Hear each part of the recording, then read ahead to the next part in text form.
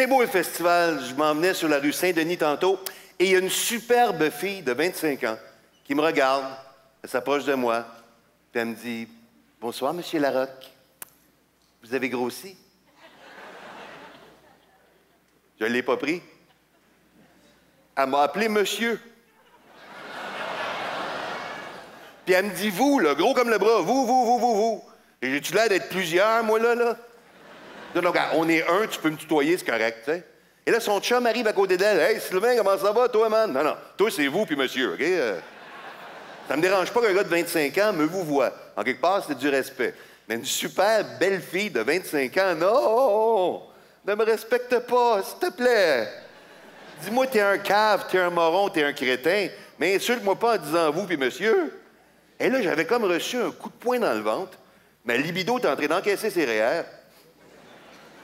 Et elle m'a vraiment donné le coup de grâce quand elle m'a dit « En tout cas, Monsieur Larocque, ma mère aime beaucoup ce que vous faites. » Ben, vois-tu, c'est ça le problème. Moi aussi, j'aime beaucoup ce que ta mère a fait.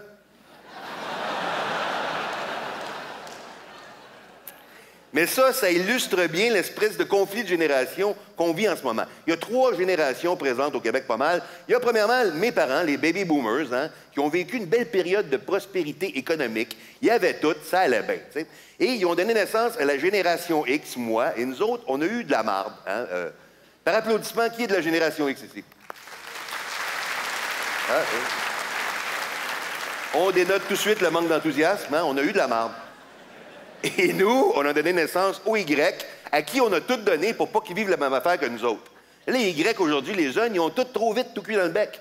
À 16 ans, ils ont tout un char. À 12 ans, ils font l'amour. À 5 ans, sur Internet, Christy, sont avec de sortir l'utérus en tricycle. Là. Nous autres, il fallait être patients, les X. Il fallait être patients, premièrement, parce qu'on travaillait avec la technologie inventée par les baby boomers. Puis on s'entend-tu que c'était pas fort, OK? Les premiers ordinateurs, là, c'était gros, là, c'était... T'en voulais un, ça te prenait un agent d'immeuble, là, veut dire... fallait que tu coules un salaire à ton ordinateur. Hey, Sylvain, t'as un nouveau char? Non, c'est ma souris dans le driveway. Ouais, technologie de baby boomers. Les téléphones à cadran rotatif. Tu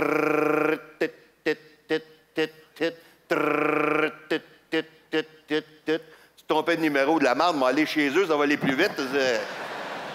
On n'avait pas d'afficheur, de répondeur, de ligne en attente. Bell Canada offrait un seul forfait. Rappel tout à l'heure. On n'avait pas de barbecue au gaz propane sophistiqué. Là. Mes parents, ils avaient un Hibachi. Là. Ça prenait une éternité pour faire chauffer tes briquettes. Christy, ton souper était prêt le lendemain au déjeuner. Il n'y avait pas de télé-réalité non plus. Nous autres, quand on était petits, regarder du monde vivre leur vie de tous les jours, on ne faisait pas ça. Il n'y avait pas de télé-réalité. Mais bien, une forme primitive de télé-réalité, à l'époque, on appelait ça une fenêtre. Et l'invention numéro 1 des baby boomers, le suit de skidoo, une pièce qu'ils nous faisaient porter. Hein?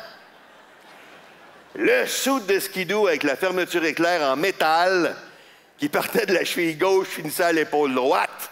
T'essayais de fermer ça, ça prenait 1 heure de l'impression de partir ta tondeuse. Hein? Avec l'intérieur en pluche orange. Là, on dirait qu'ils ont tué Youpi pour le faire. Là, et la bonne idée de mettre des ganses en dessous des pieds. Hein? Ça, c'est, là, si tu grandissais trop vite, il fallait que tu marches de même, sinon tu pétais ton soude. Et l'hiver, la languette des métals du zipper qui te collait sa gueule à moins 30 ans, c'était le fun. Et il y avait la botte de skidoo qui allait avec ça. Hein? Tu l'enlevais le 3/4 du temps, ton pied venait avec le feutre, puis il te restait comme une peau de botte. Et parlons de notre linge d'été. Notre linge d'été.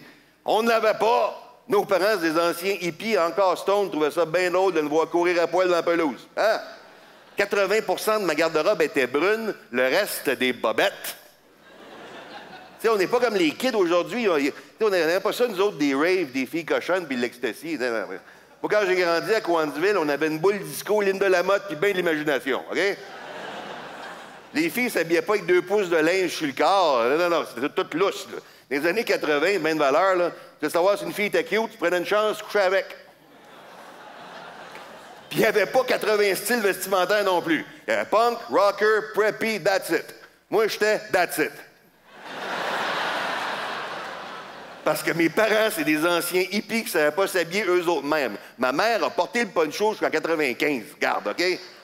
Mes parents ont vécu cette belle époque-là, eux autres. Hein, l'époque 60-70, là. Tu sais, dans le temps que le poil était à la mode, là. Hein? Tu regardes les photos de l'époque, ils ont tout le chest poilu, la grosse barbe, puis les gars aussi, là. On a tous vu des images du festival de Woodstock. Tu sais, à Célette, un champ là, rempli à perte de vue avec des barbus maigrichons. C'est affreux. On dirait une plantation de Doc Mayou. Ça lève le cœur. Et mon père, lui, 73 ans, là, c'est le baby boomer typique, OK? Là? Il y a plein de pièces artificielles sur le corps. Hanches artificielles, défibrillateurs, orthèses, prothèses. Il y a tellement de technologie sur le corps. Avant, on l'appelait Pops. À cette heure, on l'appelle iPops. Quand il est malade, on ne le soigne pas, on l'upgrade.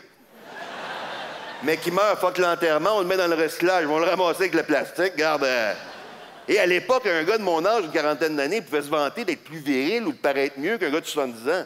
Mais à cette heure, avec leur pilule et leur chirurgie, ils nous volent nos blondes. Hey, un gars de 70 qui crouse une fille de 30, t'appelles ça comment, le démon du minuit?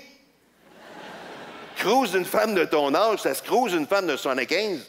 Tu vas voir, tu dis « Bonsoir, mademoiselle, habitez-vous encore chez vos enfants? » Je le sais pas, moi. Et non seulement ils crousent nos blondes, mais ils sortent avec puis ils leur font des petits. Hey, il s'en sac, lui, que la crise d'adolescence du petit, il va être mort. Mais c'est ça, les baby boomers. C'est tout de leur faute parce qu'ils ont tout eu, parce qu'ils étaient plus nombreux puis ils ont gueulé plus fort. Ils ont voulu l'éducation gratuite. Ils ont gueulé, ils l'ont eu.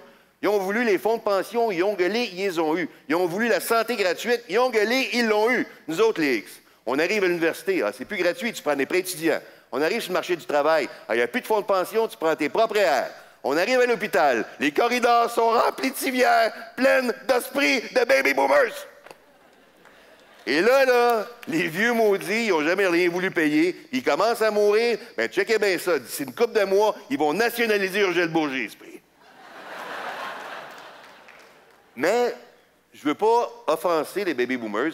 Et si jamais il y a des baby boomers qui ont été insultés par mes propos, vous pouvez toujours vous plaindre sur mon site Internet.